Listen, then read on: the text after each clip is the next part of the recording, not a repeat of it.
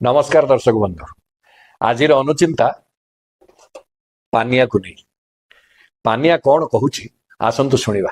शास्त्रकार कहउचंती कले शुद्ध्वा विघर्षणम केश मल निर्मार्ज कंकती केश विन्यास माधत्ते मलिना स्वभावत।